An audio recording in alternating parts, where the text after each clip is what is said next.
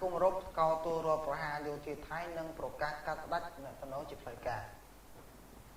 រដ្ឋមន្ត្រីការបរទេសសហគមន៍រົບកាលពីថ្ងៃទី23ខែមិថុនាបានថ្កោលទោសការធ្វើរដ្ឋប្រហារនិងការគ្រប់គ្រងអំណាចរបស់កម្លាំងយោធាថៃដោយបានប្រកាសថានឹងកាត់ផ្តាច់បណ្ដោះអាសន្នទំនាក់ទំនងផ្លូវការក៏ដូចជាការចុះហត្ថលេខាធ្វើសហប្រតិបត្តិការជាមួយទីក្រុងបាងកកដើម្បីដាក់ពិន័យដល់ការធ្វើរដ្ឋប្រហារយោធានេះព្រមទាំងអំពាវនាវឲ្យប្រទេស The meaning of this sign is anti-coup, he says. នឹងអំពាវនាវឲ្យប្រទេសនេះឆាប់ដំណើរការជ្រើសរើសមេដឹកនាំប្រកបដោយលទ្ធិប្រជាធិបតេយ្យឡើងវិញនៅក្នុងសេចក្តីថ្លែងការណ៍មួយរបស់សហគមន៍អឺរ៉ុបបញ្ជាក់ថារដ្ឋមន្ត្រីទាំងឡាយបានបញ្ឈប់រាល់ដំណើរទស្សនកិច្ចផ្លូវការរបស់ខ្លួនទៅកាន់ប្រទេសថៃព្រមទាំងផ្អាកការចុះហត្ថលេខាលើកិច្ចព្រមព្រៀងដៃគូយុទ្ធសាស្ត្រក្នុងកិច្ចសហប្រតិបត្តិការជាមួយទីក្រុងបាងកកថែមទៀតដោយថ្លែងថាមានការព្រួយបារម្ភខ្លាំងដល់ការអភិវឌ្ឍនោះ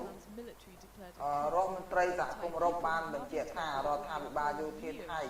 គួរតែស្ដារស្ថានភាពជាបន្ទាន់ដោយរៀបចំឲ្យមានការវាស់ឆ្នោតប្រកបដោយសេរីនិងយុត្តិធម៌ស្របទៅតាមរដ្ឋធម្មនុញ្ញនិងលទ្ធិប្រជាធិបតេយ្យពិតប្រាកដប្រពន្ធបន្តថាត្រូវតែដោះលែងទាំងអស់អ្នកនយោបាយដែលកំពុងឃុំខ្លួនគោរពសិទ្ធិមនុស្សនិងសិទ្ធិបញ្ចេញមតិស្របតាមច្បាប់អន្តរជាតិ and those backing former Premier Thaksin Shinawatra.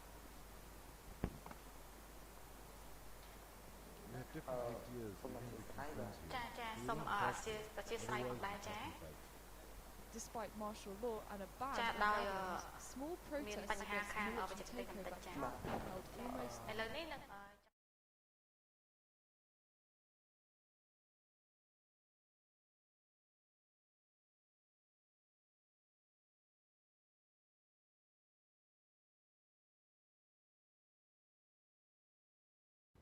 ជា